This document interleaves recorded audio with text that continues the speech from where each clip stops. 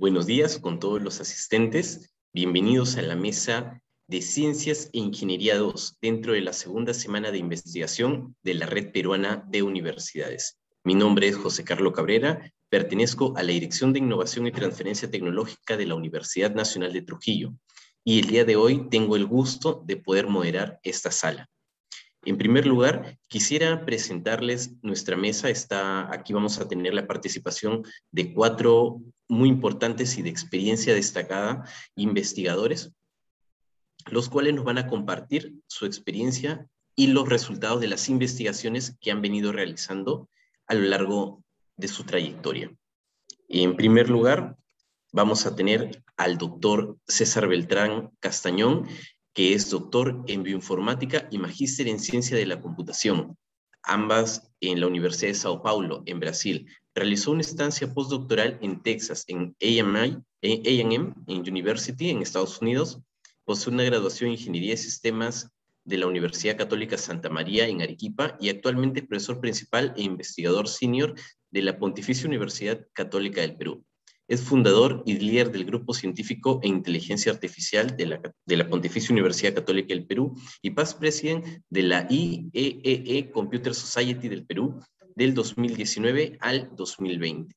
Posee una reconocida trayectoria académica ejercida en diferentes universidades del país y también del extranjero, y posee publicaciones científicas indexadas en revistas y conferencias, así como participa también en redes científicas mundiales. Doctor Beltrán, por favor, lo escuchamos.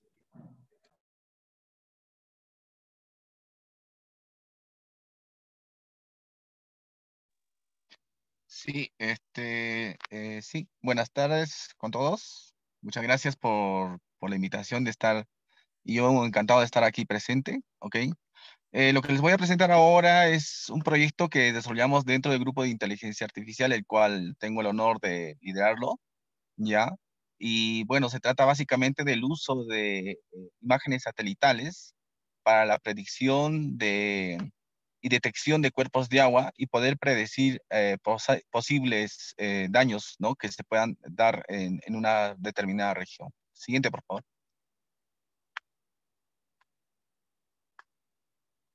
Las diversas aplicaciones que tenemos con imágenes satelitales, ¿no? Y gracias a que nosotros tenemos también un satélite peruano, ¿no? Estamos nosotros aprovechando justamente el hecho de que tengamos acceso a estas imágenes, ¿no? Las diversas aplicaciones que podemos tener con las imágenes satelitales, repito, pueden ir desde lo que son vistas de procesamiento, lo que son, por ejemplo, hidrología, medio ambiente, gestión de riesgos, minería, etcétera, etcétera, etcétera, ¿no? Entonces, y nosotros vamos a concentrarnos en lo que es gestión de riesgos, ¿ok? Siguiente, por favor.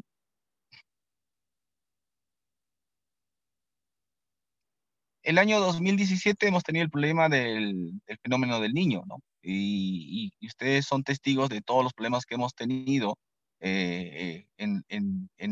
por el fenómeno del Niño, ¿ok? Y ahí tenemos algunas imágenes nada más de toda la costa que sufrimos, ¿no? ¿Ok? Siguiente, por favor.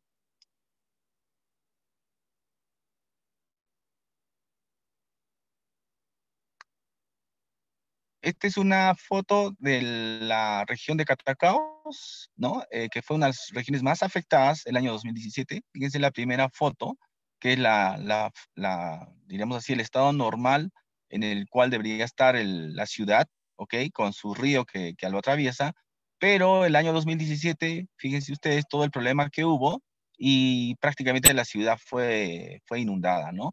Y ahí vemos toda la región de agua que inundó la ciudad, y el problema estaba en poder determinar qué regiones de la ciudad habían sido afectados para poder tomar decisiones, ¿no? Es decir, poder saber si el hospital había sido inundado, si el mercado había sido inundado, ¿no? Y poder saber, por ejemplo, hacia dónde van a llegar los productos, cuántas viviendas fueron afectadas. Entonces, ese es un proceso en el cual la Agencia Espacial Peruana, que es el CONIDA, quienes regentan el satélite peruano, lo hacen de forma semiautomática y les lleva un buen tiempo, ¿no? Mínimo cuando están libres les toma 5 a 6 horas, pero cuando tienen recarga de trabajo les puede llevar hasta un par de días poder hacer este trabajo de detección de los cuerpos de agua, ¿no?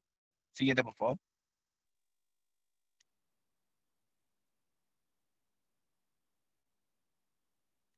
Siguiente.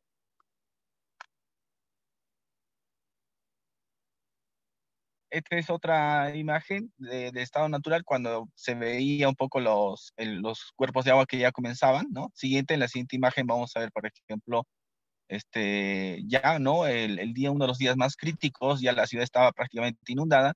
Y estos son los resultados que el CONIDA, ¿no? Destacó o consiguió con el trabajo que ellos hacen de forma semiautomática, ¿no? Aquí tenemos, por ejemplo, ¿no? Cómo ya la ciudad fue inundada. Y en el siguiente slide vamos a ver, ¿no? Que la ciudad, ¿no? Prácticamente fue inundada, ¿no? Entonces, la pregunta está, ¿cómo es que nosotros podemos hacer que esta técnica de segmentación y de detección de los cuerpos de agua se puedan hacer de forma más automática? Y ese es el problema que hemos detectado, ¿no? ¿Cómo detectar de forma más automática o de forma automática los cuerpos de agua de manera que podríamos nosotros tener en menor tiempo los resultados de segmentación y detección de las regiones que han sido inundadas, ¿no? Siguiente, por favor. Entonces, nuestra propuesta consiste en poder aplicar técnicas de inteligencia artificial para poder realizar esta segmentación. Inicialmente habíamos pensado en utilizar este modelo de una red neuronal convolucional, ¿no? También conocida como deep learning, ¿no? Por la profundidad que tienen las capas, ¿no? Múltiples capas. Y esta red que habíamos pensado inicialmente, básicamente está orientada a lo que es detección de objetos. ¿Ok? Siguiente, por favor. En el siguiente vamos a ver que nuestro problema no está orientado a lo que es detección de objetos. Fíjense ustedes que una imagen satelital, nosotros no tenemos objetos como un perro, como una casa, ¿no? Que tienen determinadas partes o características que las distinguen, ¿no?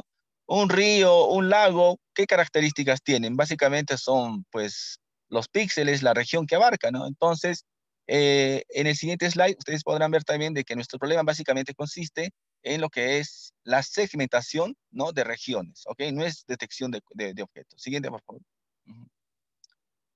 Ahí tuvimos nosotros algunas muestras que tratamos de hacer para poder encontrar alguna forma, pero como les digo, nuestro problema estaba más concentrado en la segmentación, que fue al final lo que decidimos realizar, ¿no? Siguiente, por favor.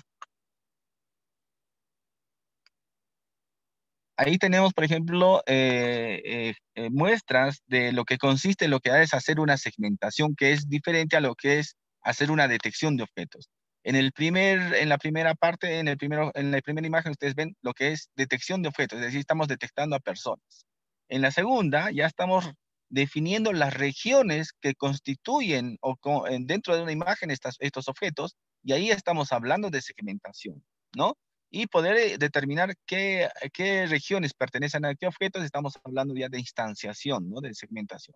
Entonces, nuestro problema para detectar los cuerpos de agua de forma automática consiste justamente en un trabajo o una tarea de segmentación. ¿Ok?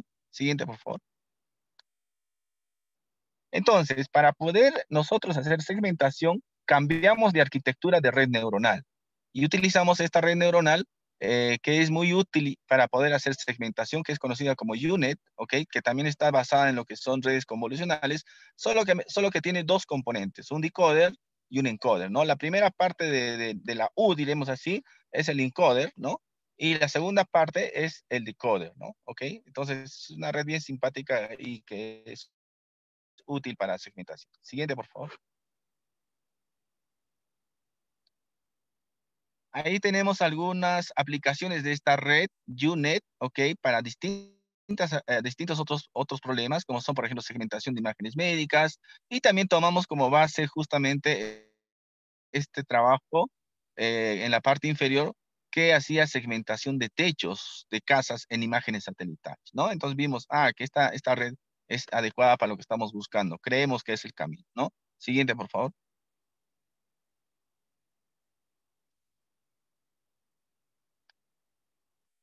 Siguiente, Enrique, por favor.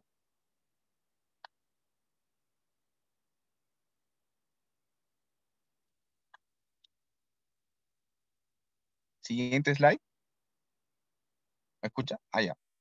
Entonces aquí recolectamos un conjunto de imágenes para poder nosotros entrenar una red neuronal para el público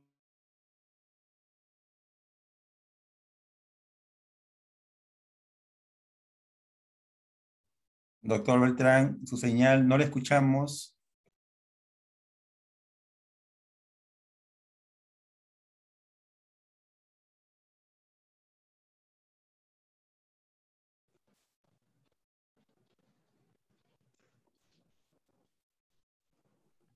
No, su señal, no logramos escucharlo.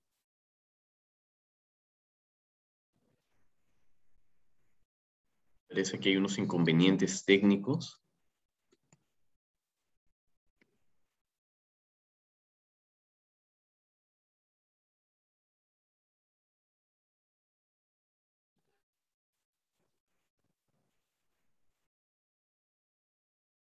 Y sí se desconectó o Sí esperamos. parece, así parece que se ha desconectado y seguro que en breves momentos ya se reconecta el doctor Beltrán para continuar con su capacitación.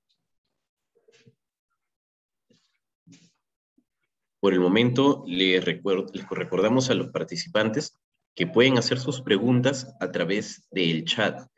Y una vez que se escriban, se detallen al finalizar las 4 capacitaciones, es que podremos dictarlas a los ponentes para que ellos puedan responderlas en bloque. Para ello, los ponentes tendrán un espacio de 4 minutos para poder responderlas. Creo que el doctor Beltrán está regresando.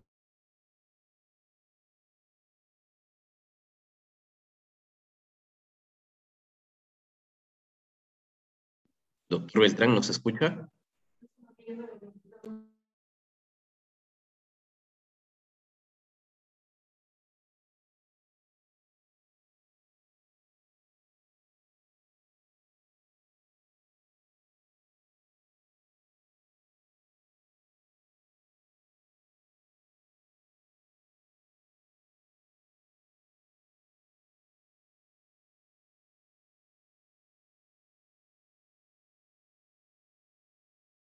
Sí, doctor Beltrán, ya está en la sala. Encienda su audio, por favor.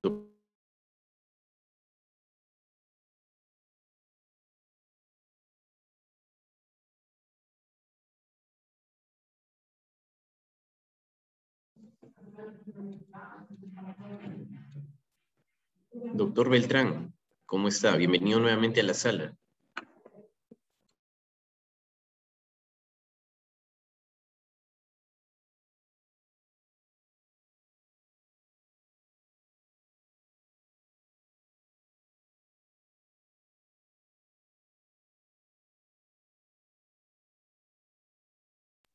Sí, doctor Beltrán, por favor, ¿podría mejorar su señal? Lo tenemos, pero por favor, puede encender su micro. No le escuchamos.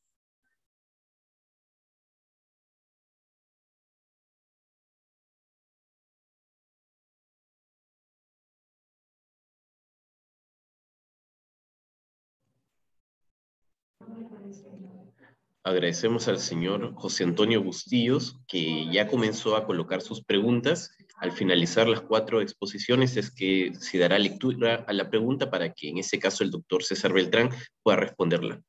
Estamos esperando, doctor Beltrán. Sí, ya encendió su micro. Adelante, doctor Beltrán, no le escuchamos. Gracias a todos por actividad. Sí, doctor, Lugar donde estoy, no estoy con muy buena señal. Pido las disculpas. le escuchamos, adelante. Sí, siguiente, por favor.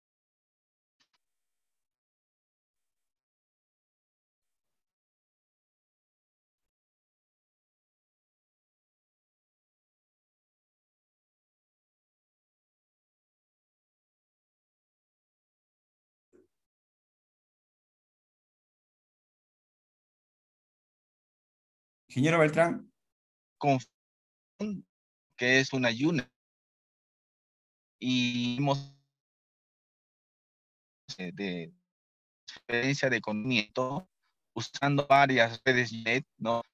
Que nosotros tenemos imágenes, por ejemplo, las imágenes satelitales de Perú, muy, pero muy pocas, así que utilizamos otras imágenes, ¿no? De otro satélite en el cual se tenía más número de imágenes disponibles.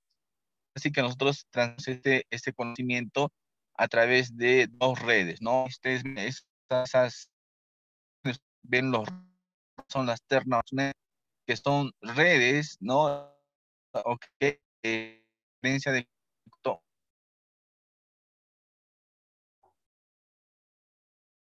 generativa.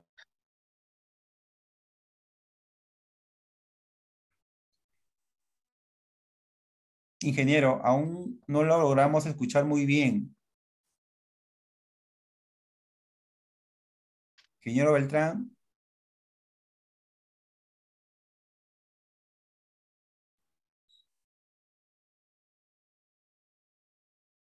Ingeniero Beltrán, no lo escuchamos.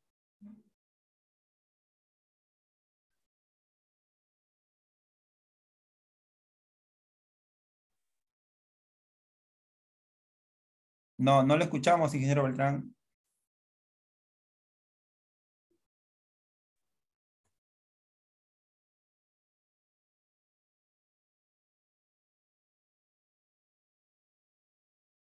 Ingeniero Beltrán, de repente podría ubicarse en una posición donde pueda mejorar su señal porque no le escuchamos.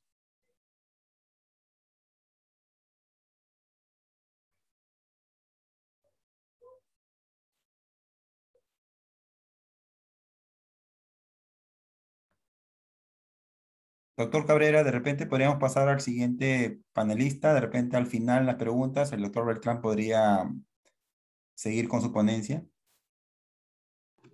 Sí, sí, en efecto, creo que lo más conveniente es en vista que el tiempo también apremia. Muy bien, agradecemos al doctor César Beltrán y esperamos que su señal mejore para que pueda respondernos las preguntas y culminar también con la exposición que hemos.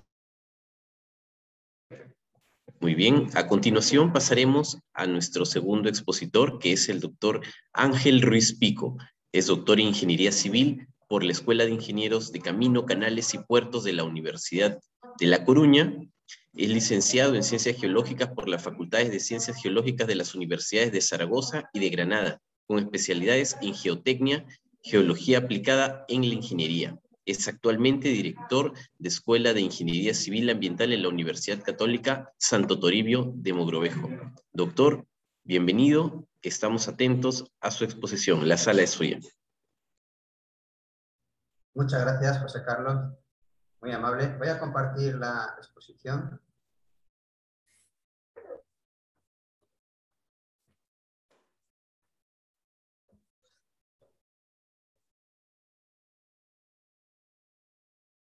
Por cuestiones de señal, si me lo permiten, por si acaso, voy a desconectar la cámara.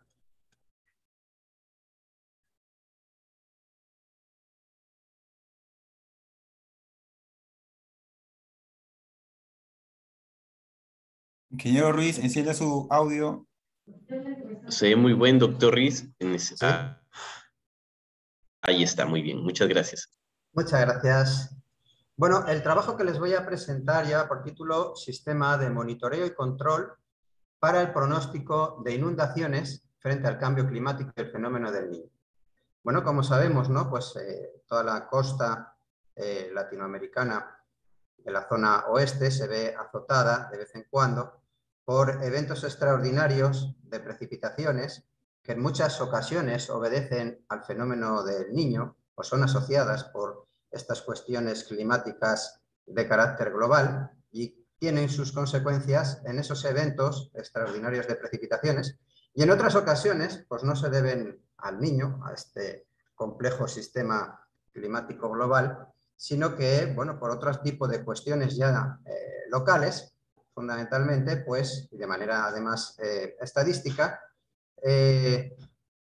venimos padeciendo en cualquier país del mundo, bueno, pues determinadas intensidades de precipitaciones que generan automáticamente pues inconvenientes que en muchos casos pues llevan consigo pérdidas humanas y pérdidas económicas, ¿no? Son lluvias que se repiten con un cierto periodo de retorno, con una determinada intensidad. Evidentemente, pues podemos llegar a conocer, a predecir un cierto episodio de precipitaciones con una cierta probabilidad de acierto, pero nunca lo vamos a poder obtener o, digamos, a predecir lamentablemente hasta el momento, con un 100% de probabilidad y mucho menos aún con una determinada intensidad, porque eso nos permitiría con mucho poder adoptar las medidas necesarias para podernos anticipar y en consecuencia pues no estar sometidos lógicamente a los peligros que eso conlleva, ¿no? Una de las maneras, de los métodos que se puede establecer o que se puede determinar en, digamos, a escala de cuenca, son los sistemas de alerta temprana, ¿no? Y es por eso el motivo de este trabajo que hemos desarrollado en una primera fase, en una fase inicial, y lógicamente pues hay que desarrollar un cierto método para poder establecer pues, que los resultados sean pues, lo más cercanos a la realidad, ¿no? Para este trabajo se han desarrollado 5 fases, 5 etapas, ¿no? 5 etapas que, como digo, forman parte de una primera fase de la investigación. Lógicamente, como digo, pues aparte del propio desarrollo del sistema de alerta temprana, que es de tipo, bueno, pues de la generación de un software, que le llamamos Gestina, gestión integral del agua, pues hay que calibrar el modelo, hay que calibrar el software. Y en consecuencia, pues se desarrolló un análisis hidrológico de hidrología superficial convencional que nos ha llevado pues a calibrar los resultados del software, del modelo. Por una parte, pues, lógicamente la primera parte o la primera etapa de cualquier investigación es la recopilación de información, en este caso de tipo hidrometeorológico, y también la digital de la cuenca. Todo se ha dicho de paso, evidentemente, ¿no? Este trabajo se calibró en una cuenca de reducidas dimensiones en Ecuador, en la ciudad de Loja, donde, bueno, pues todos los parámetros se pueden controlar fácilmente, debido, entre otras cosas, pues a las dimensiones pequeñas que tiene esta cuenca hasta, digamos, la zona que nos interesaba, que era la ciudad de Loja. Asimismo, pues hay que establecer los parámetros físicos de la cuenca. Una tercera etapa, donde se realizaron las estimaciones de precipitaciones para los diferentes periodos de retorno. Una cuarta etapa, la elaboración del modelo hidrológico de la cuenca, que a su vez fue calibrado también con datos históricos de inundaciones y también de una estación de aforo, ¿no? Por lo tanto, ya tenemos la primera parte del análisis convencional de un estudio hidrológico, que en este caso ha sido calibrado con datos reales, al igual de estaciones de aforo. Y finalmente, pues, la etapa de codificación del software Gestina, gestión integral del agua, que fue vinculado a un pluviómetro de la propia ciudad de Loja para recibir datos de precipitación cada 5 minutos, con los cuales pues, nos ha permitido realizar estimaciones de caudal, estimaciones de altura de lámina de agua e igualmente vincular el software con el LCRAS a través de un script que desarrollamos, ¿no? Por lo tanto, nos permitía conocer otros parámetros de tipo hidráulico. Como vemos, por la ciudad, digamos, la zona de Loja, la ciudad de Loja se encontraría en esta parte. Vamos a ver si... Un segundito, por favor.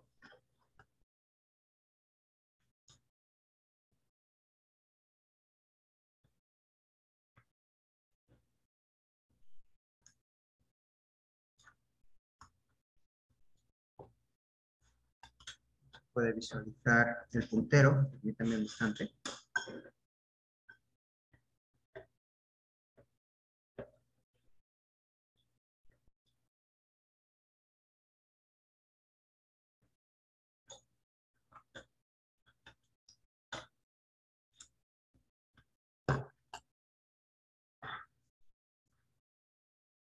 Muy bien, creo que ya está. La ciudad de Loja se ubica en esta parte de la cuenca, por lo tanto vemos que, digamos, llegan tres redes hidrológicas independientes, confluyen en la propia ciudad de Loja. Por un lado, la red del río Malacatos, del río Zamora-Huayco y del río Zamora. Cada uno, pues, lógicamente, tiene sus características de superficie. Como vemos, pues, son superficies relativamente pequeñas, ¿no? Con diferentes áreas, ¿no? De bosque y de ciudad principalmente, que, como digo, pues al disponerse en una cuenca de reducidas dimensiones, pues también las tipologías de suelo, en este caso, pues también son muy reducidas, ¿no? Y en este caso se han simplificado a dos tipologías, a la tipología ciudad y a la tipología de bosque, ¿no? Igualmente, pues con las diferentes superficies para cada una de ellas, la pendiente media y la longitud de cada uno de los tramos de río. Vemos, por lo tanto, que en la zona de la ciudad de Loja confluyen estos tres ríos y, en consecuencia, principalmente en la unión entre el río Malacatos y el Zamora Guaico, en una zona de la ciudad donde se estrecha, es una zona, digamos, turística, etcétera, la puerta de la ciudad, es una ubicación compleja en la cual pues, se generan inundaciones, como vamos a ver.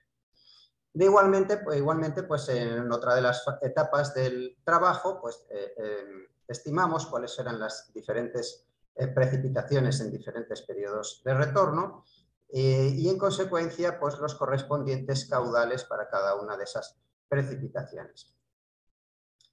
El trabajo convencional, que en este caso pues, fue elaborado con ECRAS y como digo, pues los resultados fueron calibrados tanto con datos reales, ¿no?, medidos en la estación de aforo, como los datos de las inundaciones que habían ocurrido en el pasado.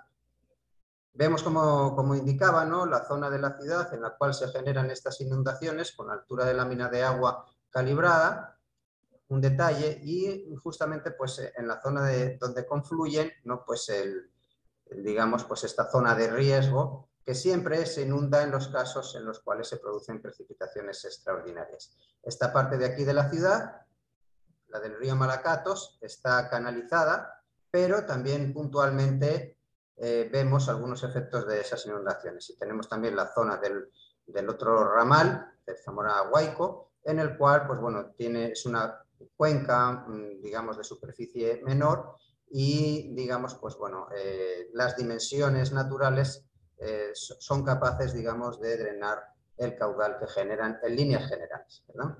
En esta simulación estamos trabajando para un periodo de retorno de 100 años. Vemos igualmente algunos otros ya resultados una vez que nos encontramos en la etapa número 5 y en la cual codificamos el software, pues tenemos que comparar, ¿no? Comparamos la realidad y el propio modelo generado, el propio modelo hidrológico, con los resultados que ya nos ofrece, digamos que de salida Gestina, tanto para los caudales con diferencias reducidas del 1,5 al 3% para el caso del río Malacatos, entre el 4,3 y el 6,6 para el caso del río Zamora Guaico, el ramal, y el caso del río Zamora entre el 2,2 y el 2,7%. Vemos también una zona de unión, que es justamente la que hemos visto anteriormente, donde se confluyen el río Malacatos y el Zamora Guaico, donde vemos un error del 1,9 al 3,4 entre los valores que arrojan el modelo y que, como digo, fueron calibrados con datos reales, con los calculados por el propio software. ¿Esto qué es lo que nos permite, por lo tanto? ¿Cómo funciona? Y aquí la parte importante del software. ¿Cómo funciona? El software, como decíamos, recibe los datos en tiempo real de precipitaciones. ¿Qué es lo que sucede? Que habitualmente se disponen solamente de redes de pluviómetros, no de pluviógrafos. En consecuencia, solamente tenemos datos de precipitación acumulada quizás a lo largo del día o en ciertos periodos, ¿no?, que estemos considerando. Pero no tenemos datos de intensidad, que es justamente el parámetro importante y que es el que determina pues, que se pueda producir en un momento dado una intensidad.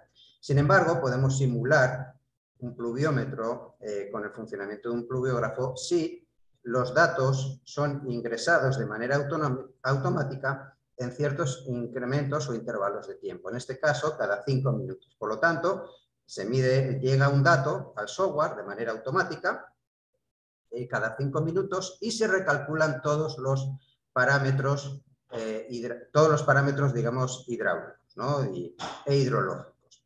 Este cálculo adicionalmente, o este ingreso de este dato procedente del pluviómetro, adicionalmente, pues también se ingresa de manera automática en el ERRAS y también permite pues, conocer el resto de los parámetros hidráulicos, velocidad, altura de la mina de agua, igualmente, ¿no? Que también es contrastada con la del propio software, etcétera, etcétera. Entonces, lamentablemente, bueno, pues o más bien en esta primera etapa del estudio solamente podemos hacer progresiones lineales. ¿Por qué? Porque no se dispone de un, digamos, modelo climatológico que también pueda contribuir incluso y permitirnos, digamos, conocer qué es lo que podría llegar a pasar. Es decir, cada 5 minutos nos dice el programa si la intensidad de lluvia continúa en esta progresión, o en esta intensidad, se va a producir una inundación posible equivalente a la de un periodo de retorno de 25 años dentro de X tiempo, ¿no? Por esa progresión lineal. Si le pudiéramos acoplar un modelo climatológico, de funcionamiento climatológico, que a su vez también se pudiera adicionalmente recalibrar cada vez que recibe el dato de precipitación, nos permitiría conocer, predecir con mucha mayor precisión si esa posibilidad se puede llegar a producir. Lógicamente, el tiempo de concentración es el limitante en todos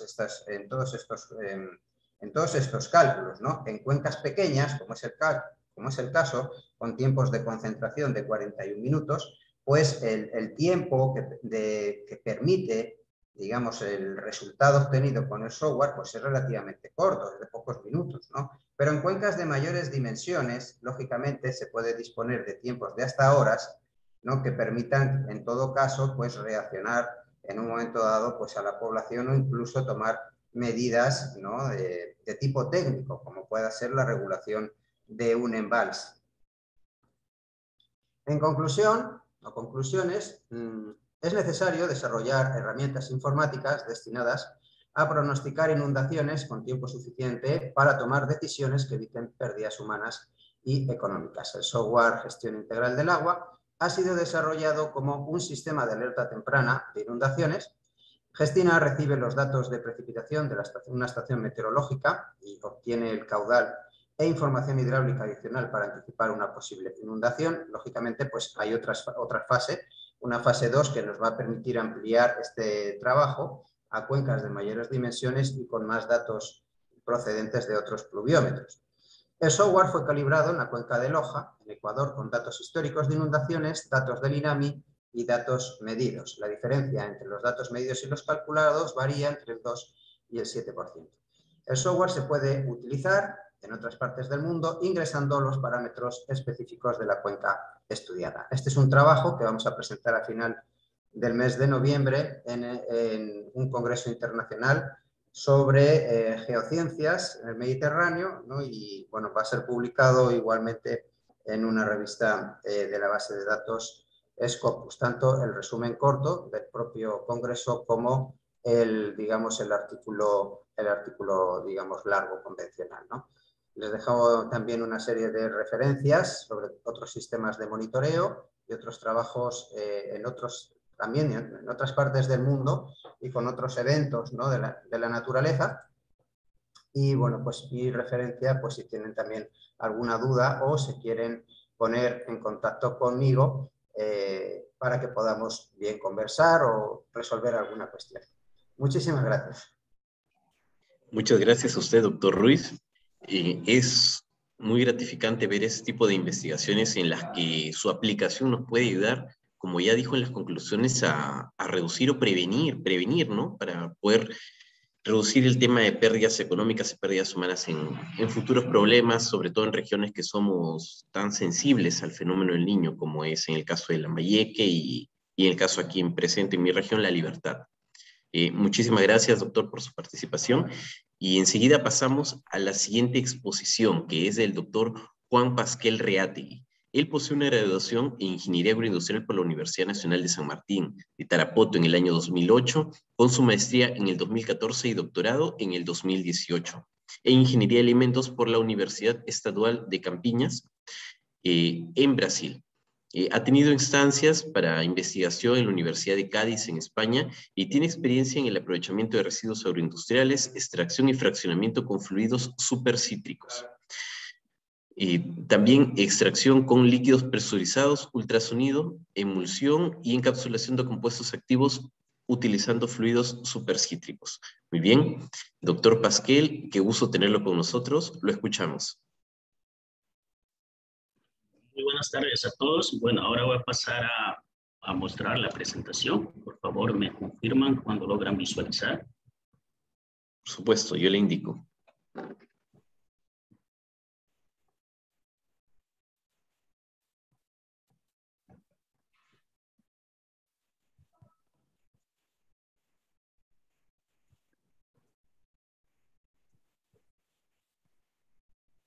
Se puede apreciar la presentación, solo que encima del título hay una barra de color oscuro.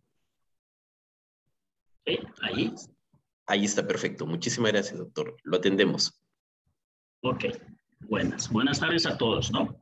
Mi nombre es José Luis Pasquel. Gracias por la invitación a los organizadores.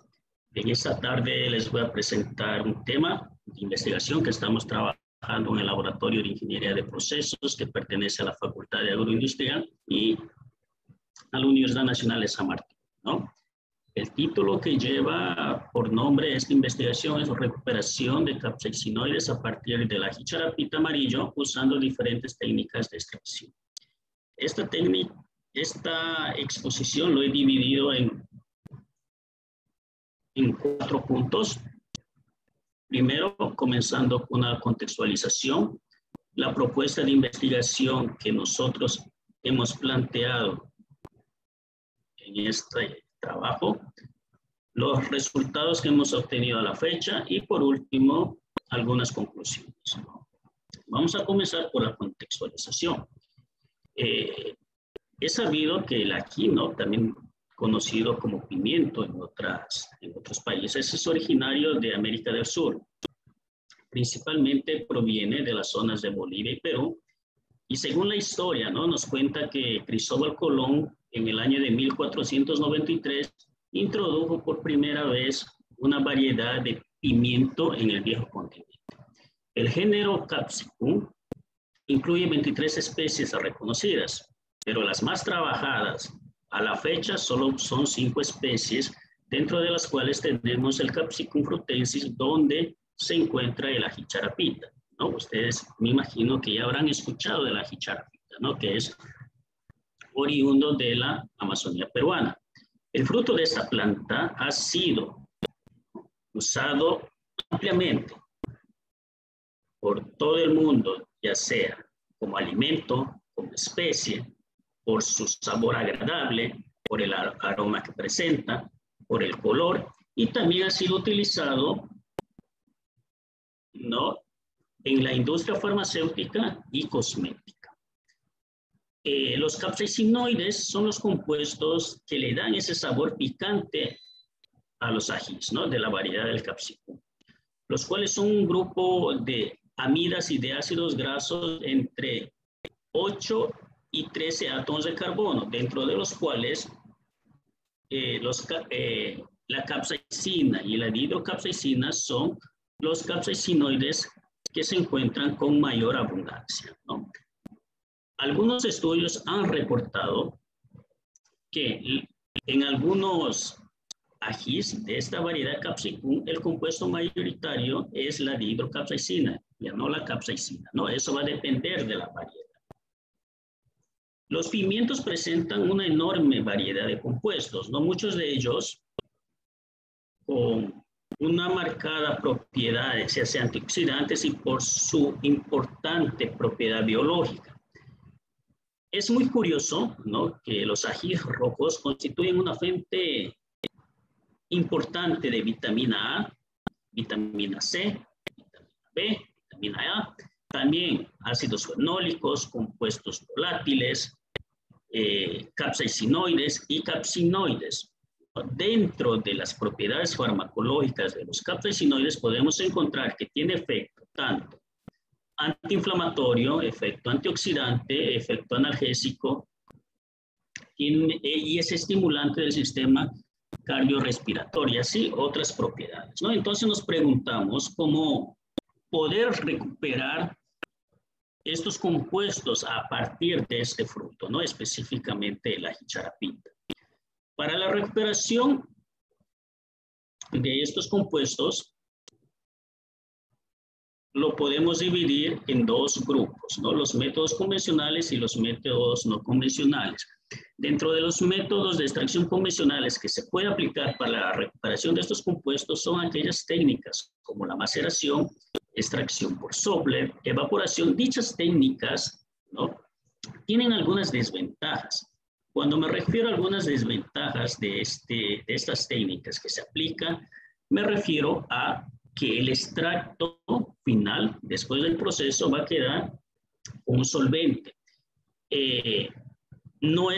Estas técnicas no son ambientalmente amigables. Estas técnicas utilizan elevada temperatura, lo que va a provocar que algunos compuestos se van a deteriorar a lo largo del proceso de la extracción. Entonces, contra estas desventajas que se encuentran en estas técnicas denominadas tradicionales, surgen alternativas para proteger a ese analito de interés, ¿no? Podemos mencionar algunas técnicas que hoy en día están siendo ampliamente utilizadas, como por ejemplo la técnica de extracción asistida por ultrasonido, por microondas, y técnicas que emplean presiones elevadas, como por ejemplo la extracción por fluido supercrítico, la extracción por líquido presurizado. En ese contexto, en este trabajo nos hemos enfocado principalmente en dos técnicas. La técnica de la extracción asistida por microondas, donde esta técnica presenta algunas ventajas, como por ejemplo, aumenta la eficiencia del proceso, tiempos de extracción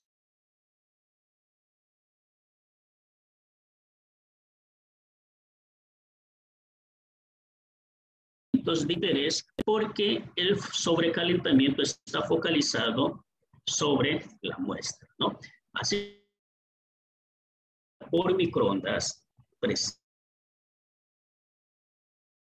esas ventajas, la técnica de extracción por ultrasonido no se queda atrás, ¿no? Las ventajas son el rendimiento de extracción es elevado, el tiempo de extracciones son cortos, y las ventajas de esta técnica es que a partir de sondas ultrasónicas hará la recuperación de los compuestos o de los analitos que están atrapados en las paredes,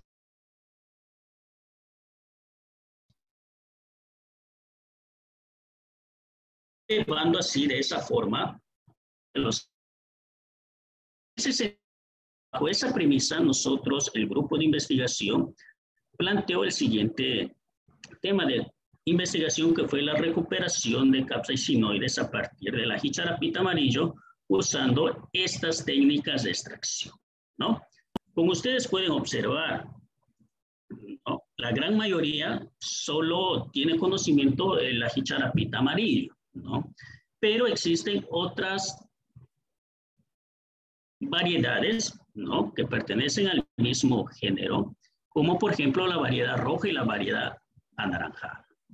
Este trabajo se centró específicamente en el jicharapita amarillo, donde inicialmente se hizo un preparo de muestra empleando un liofilizador, ¿no?, para posteriormente triturar la materia prima y así obtener una materia prima homogénea que posteriormente fue utilizado tanto en el método de extracción por ultrasonido y por microondas. Se evaluaron, ¿no?, en el método de extracción por ultrasonido la temperatura, tiempo de extracción, potencia, y por microondas temperatura, tiempo de extracción y la relación metanol-agua, ¿no? Se utilizó 0,2 gramos de muestra para cada técnica de extracción, y posterior a los extractos obtenidos con esta técnica,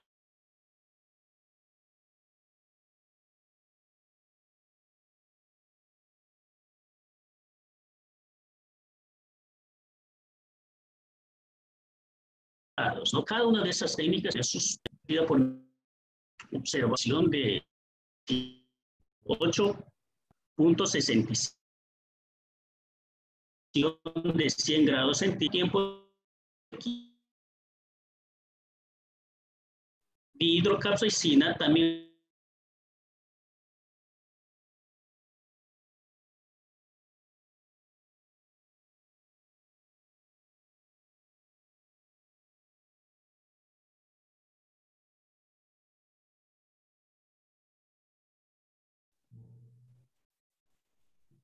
Doctor Pasquel. Se ha desconectado.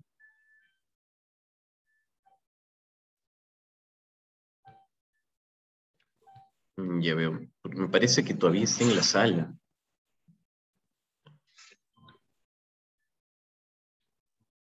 No, se desconectó, no figura en la sala. Bueno, tenemos una pregunta también, esperemos que se conecte. Tenemos una pregunta también para él, al cierre de las capacitaciones. Ya el doctor estaba por llegar al límite de su tiempo.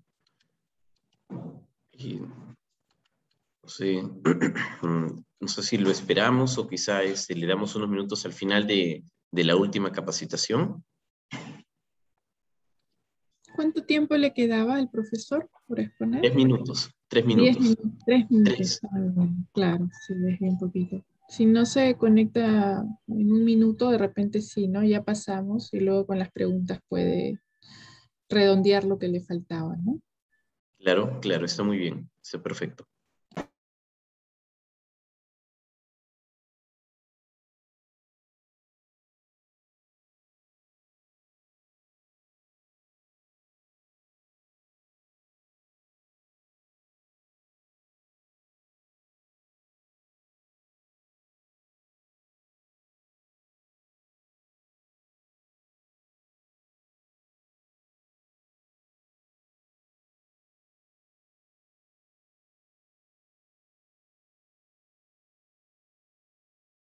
Aún no se conecta. Aún no, debe tener dificultades. Ya lo escuchaba desde hace unos par de minutos ya con dificultades en la señal.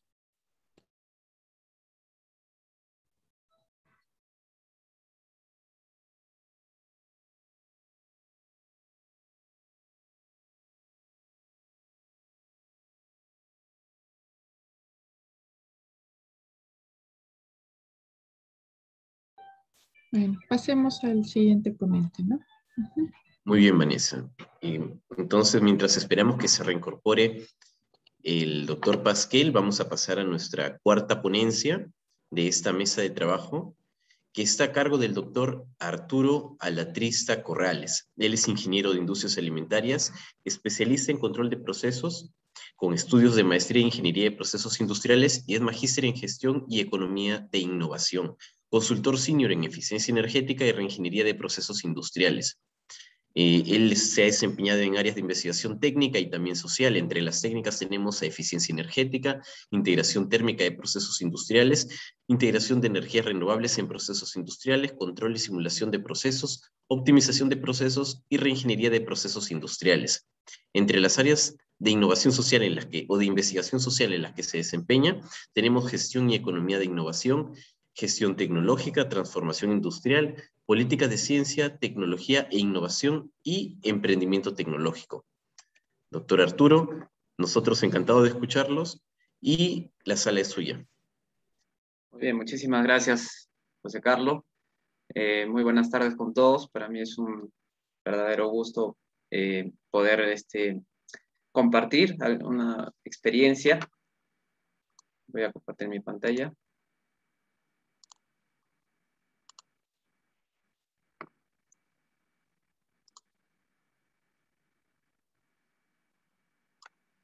Se visualiza perfectamente. Perfecto, muchísimas gracias.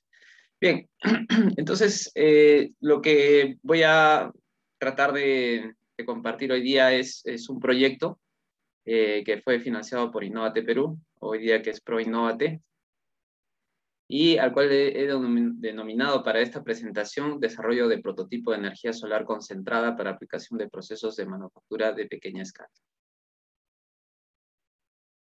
Entonces, básicamente este proyecto busca resolver un problema y está relacionado a la cadena productiva de la alpaca. Ustedes saben que la alpaca es un producto que es genuino del Perú.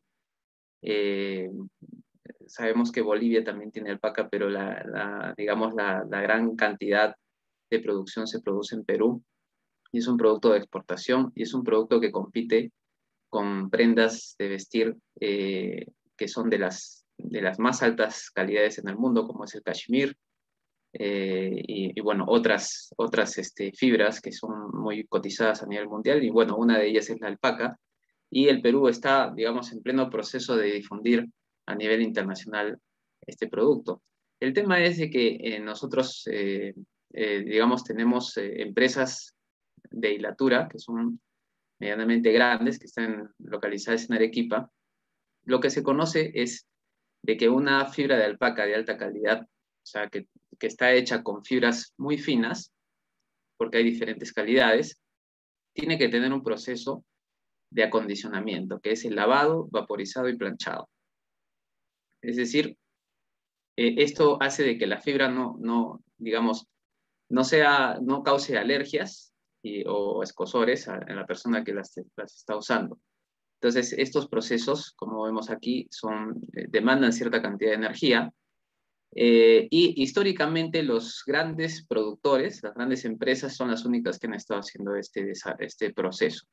Quiere decir que también nosotros en el equipo o en el sur del Perú tenemos una serie de empresas pequeñas que también son capaces de producir prendas de alpaca, pero no les hacen este tratamiento, ¿no? Y de ahí surge el problema, ¿no? ¿Cómo podemos plantear un sistema de tratamiento de prendas hechas con alpaca, pero que sea adecuado para una pequeña producción, ¿no? Porque, digamos, el régimen de producción de una pequeña empresa es muy diferente al de una grande, ¿no?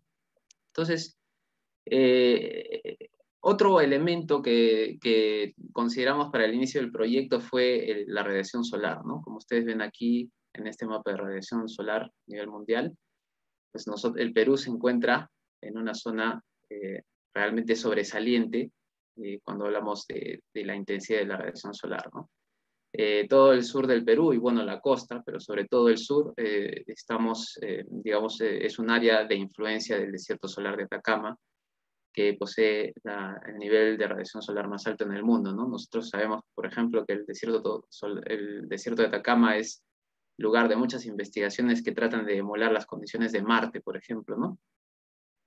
Entonces, la idea es cómo plantear para un sistema térmico de pequeña escala la utilización o la integración de energía solar, ¿no? Entonces, la energía solar digamos, tiene dos tipos de aplicación, térmica y fotovoltaica, ¿no? En este caso, nosotros estamos trabajando la aplicación térmica y la literatura nos ofrece pues una serie digamos, parámetros de utilización del calor para diferentes procesos industriales, ¿no? Aquí escogí dos más representativos, que es el proceso de la industria alimentaria, en este caso la leche, ¿no? Que podemos ver, por ejemplo, el cocinado, pasteurizado, esterilización. Y también en el área textil, ¿no? Que tenemos los blanqueados, el secado.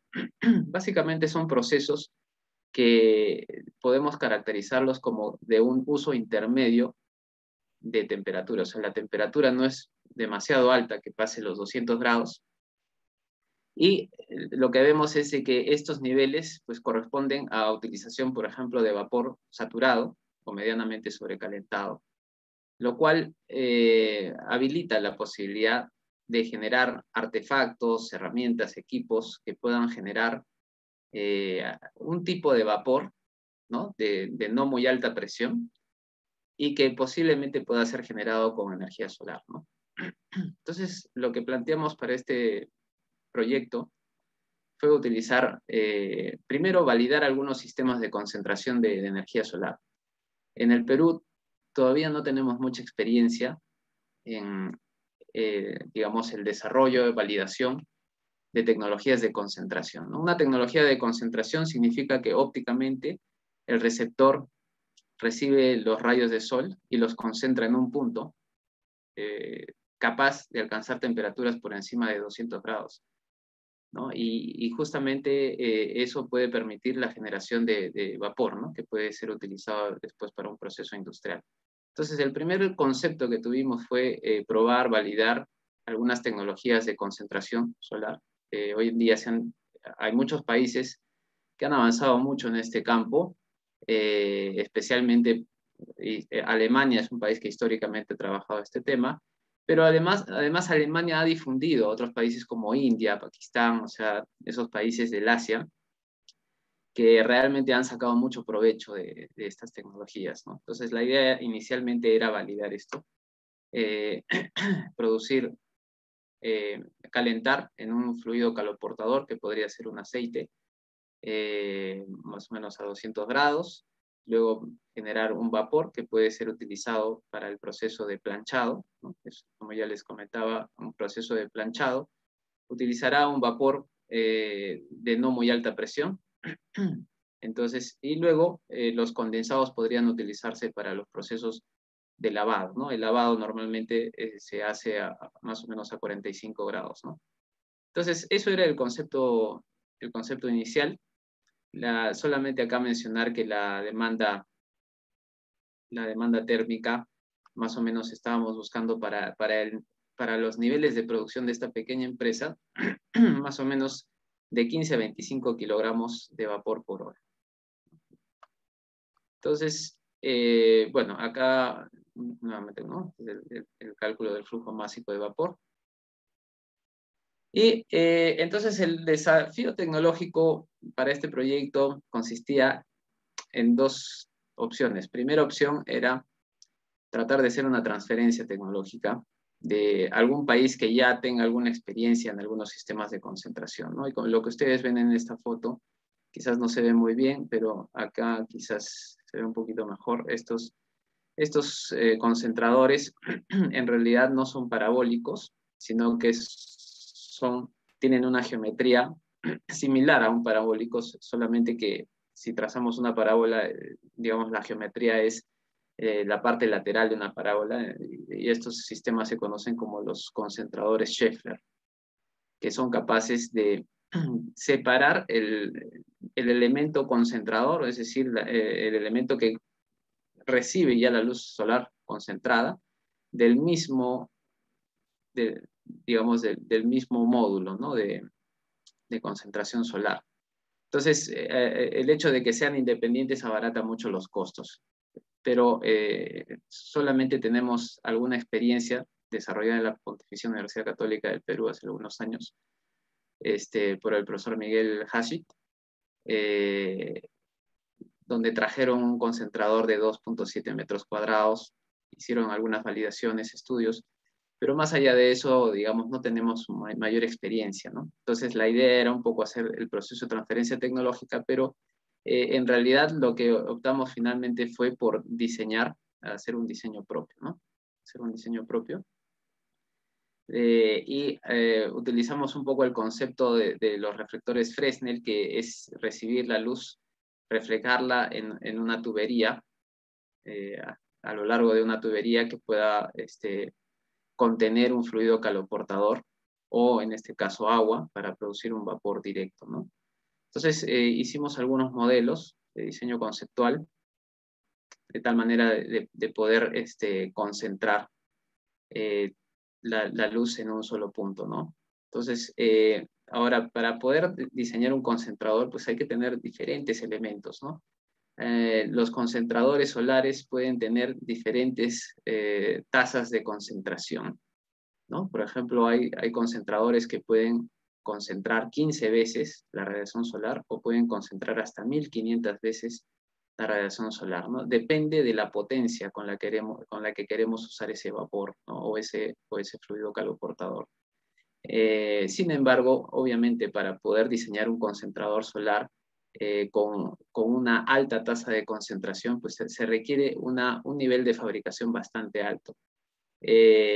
Lo cual nosotros vimos que no era, digamos, lo más apropiado, porque justamente estamos buscando un sistema que pueda adaptarse a pequeños volúmenes de producción.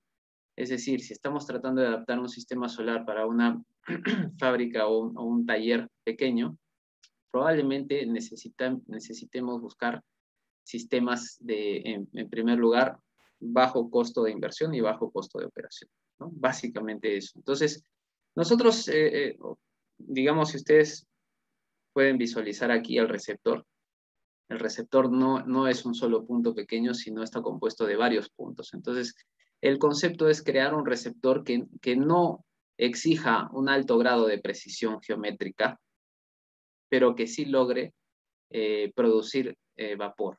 Ese es, digamos, el desafío, ¿no? Entonces, otro desafío para el concentrador solar es el sistema de seguimiento al sol.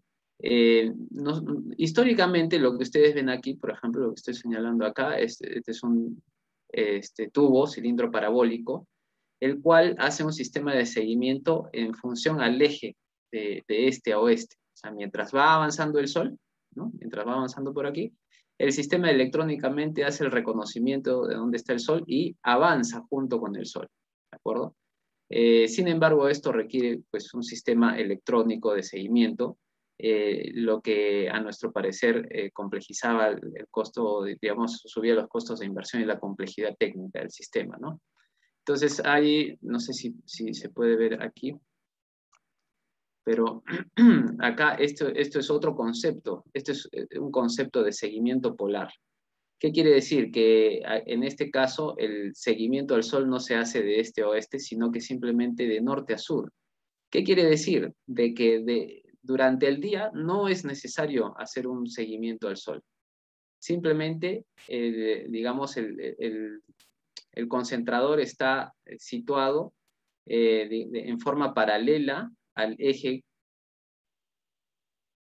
digamos, que hace el sol, desde que sale hasta que se oculta, y los únicos cambios de posición que hay que hacer es, digamos, cada cierto tiempo, quizás cada 15 días o un mes, porque de acuerdo a la estacionalidad, la posición del sol va a cambiar, ¿no? Entonces, digamos, esto requeriría en todo caso un sistema de medición o de cambio de posición mecánica en vez de electrónica, ¿no? O automatizada. Entonces optamos también por este sistema por ser un poquito más económico. Y bueno, logramos este concepto que lo voy a describir mejor aquí.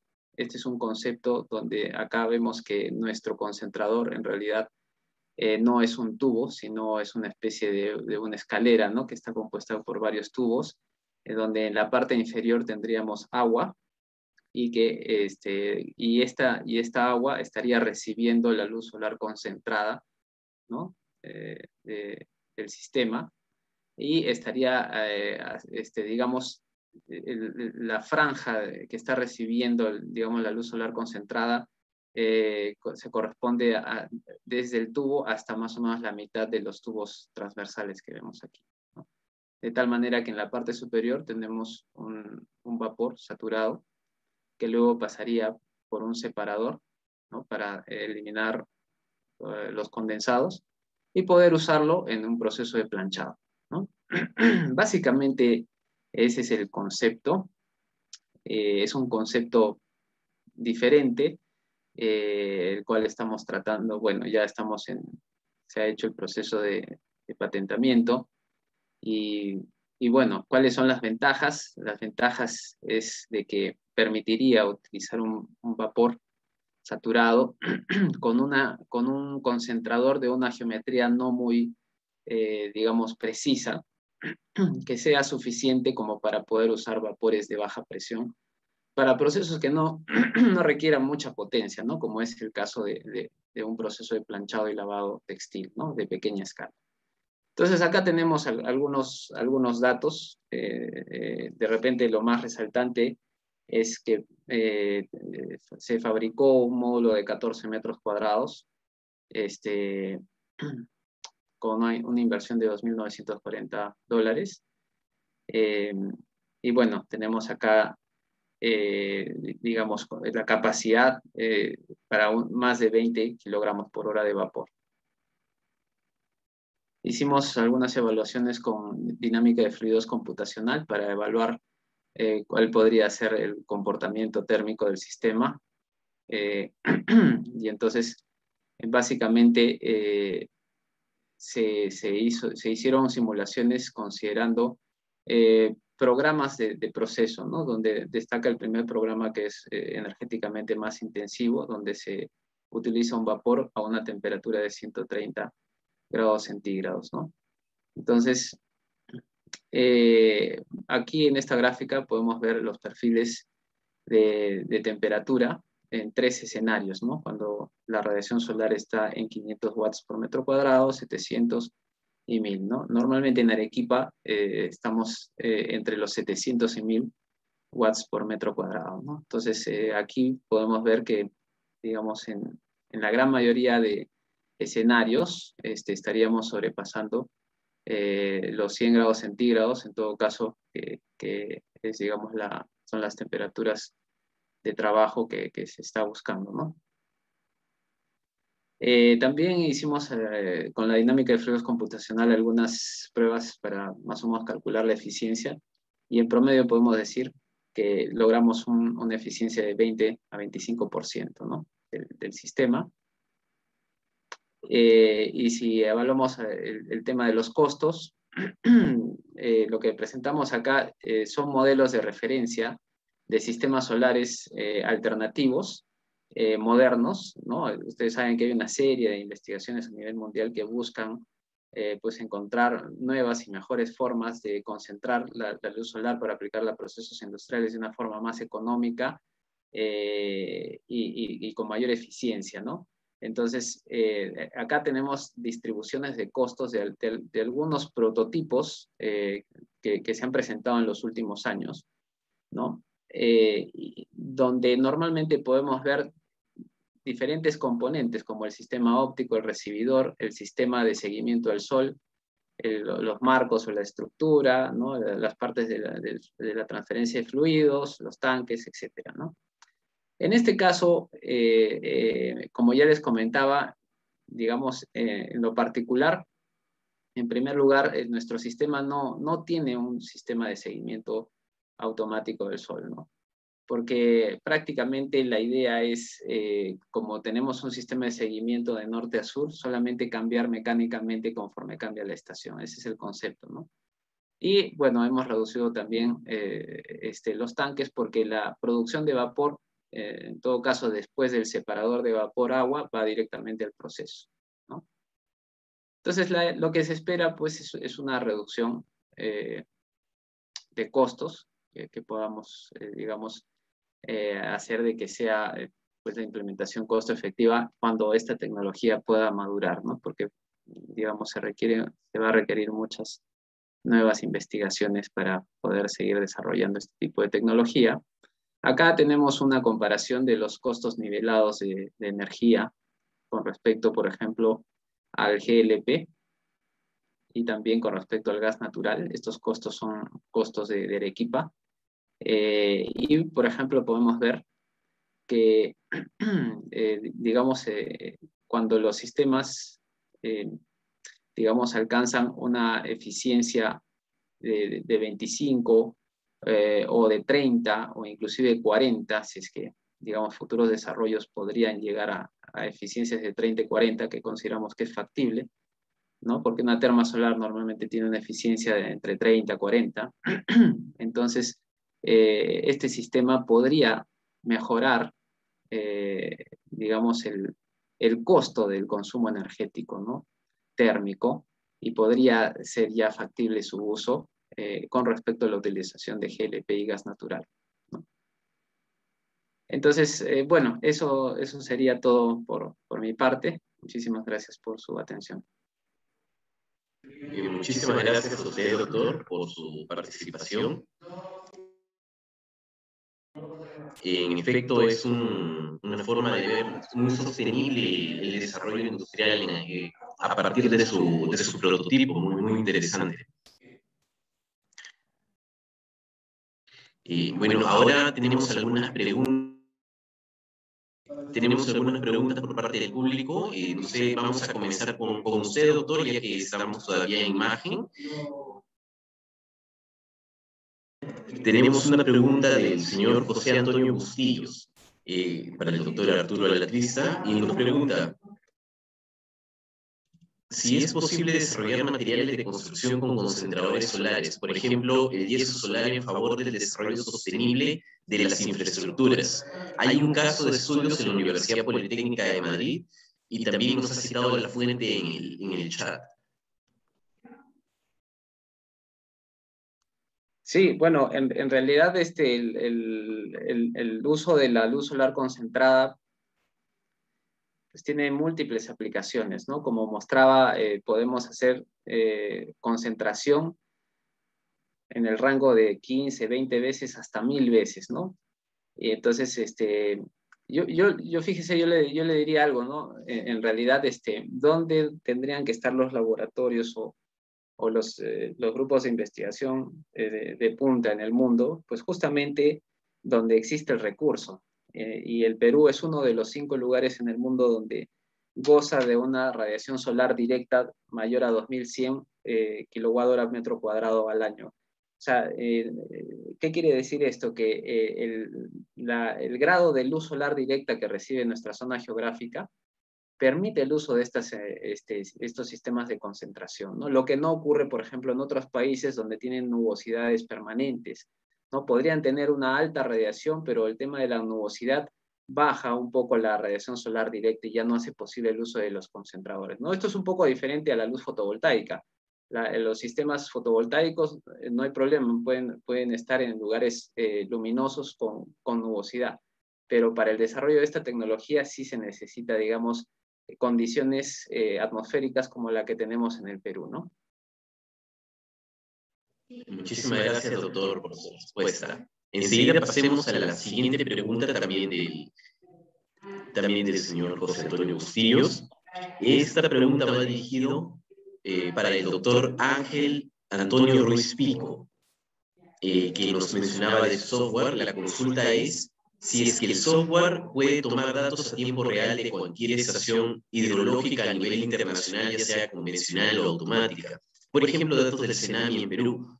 Y bueno, también nos consulta de una forma de adquirir el software. Y bueno, particularmente déjeme darle una recomendación, ya que el software es producto de una investigación en la que se han implicado muchos recursos. Es posible que pueda ser protegido para luego ser transferido, protegido por alguna forma de propiedad intelectual para luego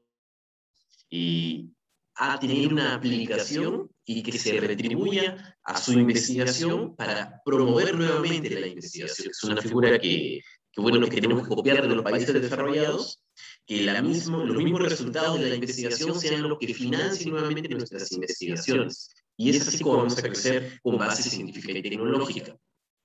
Adelante, doctor Luis, lo dejo con la palabra. Gracias, José Carlos, y tiene toda la razón.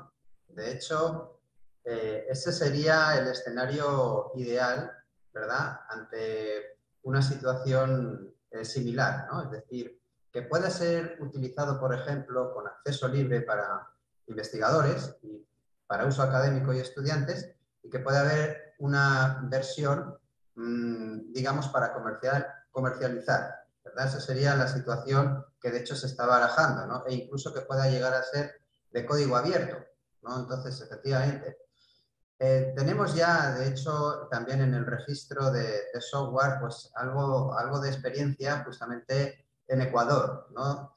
Los registros de software en Ecuador son baratos, ¿no? La última vez que hemos registrado software ha sido hace aproximadamente 2 años. Tenía un coste, creo recordar, de $35 y en 3 días te facilitan el título de tu registro. Entonces es algo muy rápido y muy ágil, ¿no?, para protegerlo. En cuanto también a, digamos, a los planteamientos del profesor, en este momento, como decimos, ¿no?, hemos terminado la primera fase de la investigación, que de hecho los resultados los estamos presentando en estos momentos, ¿no? Como les comentaba, hemos sido también aceptados, pues, en un congreso internacional a celebrarse en Turquía a finales de noviembre, donde vamos a presentar este trabajo, pero en sí mismo tiene un poco más de complejidad de lo que he expuesto, es decir, tienen otras aplicaciones. Es por eso que digamos, el término es gestión integral del agua, no solamente por la parte superficial, sino también la parte subterránea. El código también permite hacer de inicio balances hídricos en cuencas, ¿verdad? Y balance hídrico en la extensión de la palabra, no solamente desde el punto de vista agronómico, donde solamente, digamos, nos fijamos en la parte superficial del suelo y las necesidades de agua de las plantaciones, sino en todos los términos que intervienen en el balance del agua, desde la interceptación, la evapotranspiración potencial, la real, la infiltración, la escorrentía, el flujo hipodérmico, el flujo subterráneo, etcétera, etcétera, la recarga, recarga en tránsito, todos los términos que, digamos, intervienen dentro del concepto de balance de agua, ¿verdad? Y adicionalmente, pues también hemos implementado la opción de poder estimar parámetros, como bien pueda ser la precipitación o pueda ser también el caudal, en el caso de que se disponga de una estación de aforos automática, calibrada, en buen estado. Esa es otra de las situaciones que muchas veces también se plantean. ¿Con qué trabajo? ¿Con datos de precipitación o con datos de caudales de estaciones de aforo, ¿no? Bueno, pues si la estación de aforo tiene buen mantenimiento, se conoce que y se sabe, ¿no?, que ese mantenimiento existe, que los equipos están calibrados, etcétera, etcétera, perfectamente puedo trabajar directamente con los datos de caudales, ¿no? Lo ideal, ¿cuál es? Pues lo ideal es que si yo voy a utilizar datos de precipitación, pues calibre los resultados con los que he podido medir en la estación de aforos. Y ese es otro, digamos, de las fases a futuro, la calibración automática, ¿no? Y la realización de balances hídricos no en cuencas, sino en territorios, ¿verdad? Esto nos lleva digamos, a problemas muy complejos. Por una parte, la gestión de la memoria de los ordenadores. Si vamos a disponer de gran cantidad de pluviómetros o de pluviógrafos, ¿cómo vamos a gestionar todos esos datos? Ese es un gran problema, ¿no?, que se puede plantear en un momento dado. Otro de los problemas, como pretendemos también realizar balances hídricos en territorios y hacerlo además en 3D, el conocimiento geológico subterráneo. En este momento, pues el balance hídrico discrimina entre medios granulares, es decir, medios sedimentarios, y medios rocosos, pero lo ideal sería disponer de la columna litológica completa, ¿no?, con toda su complejidad, que nos permita también determinar cuáles son los parámetros hidráulicos del medio geológico, la permeabilidad, ¿no?, o en el caso de que se disponga de datos de un aforo, de una perforación, pues disponer también de la transmisividad, del coeficiente de almacenamiento, etcétera, etcétera, ¿no? Entonces, digamos que hemos terminado pues una primera fase del estudio. En este momento no lo podemos, digamos, abrir ni el código ni el uso todavía, y por otro lado podríamos aplicar la entrada de cualquier otro pluviómetro, pluviógrafo del mundo, ¿no?, pues digamos, ajustando, ¿no?, pues las señales y digamos, pues digamos, la parte del código, ¿no? Digamos, el código ha sido, la parte principal de cálculo ha sido programado en Python, la parte de la recepción de los datos en Java, y bueno, pues se pretende continuar, como digo, poco a poco con los recursos disponibles, ¿no?, y con su sugerencia, que me parece perfecta y de hecho es la adecuada, ¿no?, para poder generar nuestros propios fondos. Gracias. Muchas gracias, doctor Rex, por su explicación. Y bueno, tenemos una pregunta final que es para el doctor Latriza, y también hay un espacio para que en este caso el doctor Pasquel pueda finalizar con su exposición. Doctora Latriza, tenemos una consulta para usted. Nos consultan si según su experiencia la producción, en este caso también sería la cosecha de energía solar en el Perú, ¿es cara? Según su experiencia. Sí, para responder la pregunta, lo fundamental es que veamos el costo de la energía convencional, ¿no? Mientras la energía convencional, llámese el gas, por ejemplo, tenga un costo reducido, pues va a ser un poco difícil pasar a escala comercial, pero todo apunta a que, digamos, la energía solar va a ser muy factible de uso en los próximos años, y lo que necesitamos en el Perú justamente es desarrollar tecnologías propias, ¿no? Muchas gracias, doctor. En efecto, la evidencia apunta hacia ello, las energías renovables, y la abanderada, por así decirlo, he leído de que podría ser la energía solar. A mí me gustaría, el doctor Pasquel, creo que lo tenemos en sala. Si quizás tenemos 4 minutos para que pueda culminar con su exposición, que por temas técnicos es que se tuvo que detener. Si el doctor Pasquel aún está con nosotros, me parece. No está en sala. Ah, no es en sala. Bueno, entiendo. Entiendo. Y también entiendo que tampoco encuentro en sala al doctor Beltrán, ¿verdad? Que había una pregunta también para él. No está en sala. Muy bien. Bueno, entonces, bueno, sentimos y pedimos disculpas del caso por no haber finalizado con esas exposiciones y bueno, ya quedamos en esa deuda para también a futuro poder responder las dudas que el doctor Pasquiel sí se encuentra en sala, me acaba de escribir un mensaje, pero creo que está nombrado como ponente. Creo que está nombrado como ponente de RPU. Contamos con unos minutos para que él pueda finalizar, si tenemos los 4 minutos. Listo, ok, adelante. Doctor. Ok, muchas gracias. Ese rato se fue la conexión. Bueno, yo no sé en qué parte se habrá ido la conexión. No sé en cuál parte es. Quizá puede presentar la pantalla y lo orientamos, doctor. Ok, ahora voy a presentar la pantalla. Bueno, voy a presentar la última parte de los resultados. ¿Logran visualizar? Por favor, me confirman. ¿Aún no se puede visualizar? Yo estoy compartiendo la pantalla en este momento. ¿No logran visualizar? Todavía no se puede visualizar, doctor. A ver. Y su sugerencia de pasar a los resultados me parece muy buena, porque justo nos queda ya poco tiempo, 4 minutos tenemos. Ya, ok. ¿Ahora logran visualizar? Ahora se ve. Ok. Bueno, como les decía, no sé en qué parte de la presentación me habré desconectado, pero me voy de frente a los resultados que hemos conseguido con las dos técnicas de extracción, donde conseguimos recuperar encima al 85% tanto la capsaicina como la dihidrocapsaicina. Disculpen, tanto la capsaicina por los dos métodos de extracción, encima del 85%, y también la dihidrocapsaicina, ¿no? Lo que nos indica que este método aplicado es un método adecuado para la extracción de estos compuestos, donde se empleó principalmente el metanol como solvente, ¿no? Y esta ajicharapita, la de color amarillo, presenta los dos compuestos mayoritarios, que es la capsaicina y la hidrocapsaicina, en comparación a estudios que estamos haciendo con la variedad del color rojo, donde el compuesto mayoritario solo es la capsaicina y no tiene la presencia de la dihidrocapsaicina, ¿no? Entonces, en base a esa premisa, ¿no? Quiero concluir que esta técnica que hemos aplicado, tanto la extracción asistida por ultrasonido y la de microondas, son técnicas adecuadas para la recuperación de estos compuestos porque el tiempo de extracción es rápido, es amigable con el medio ambiente y así nos permitió obtener extractos con un valor de capsaicinoides elevado que puede ser aplicado tanto para la parte alimentaria, cosmética y farmacéutica.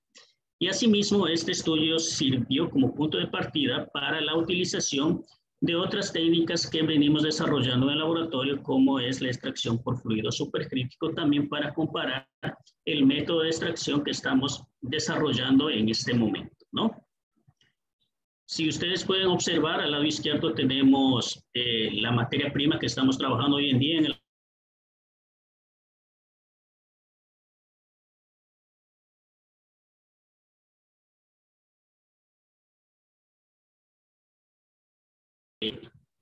las hojas de copaiba, que nos permitió, ¿no?, para la extracción del cariofileno, que compuestos antiinflamatorios, y asimismo el residuo de uva para la recuperación de antocianinas y otras materias primas que venimos trabajando en el laboratorio, ¿no?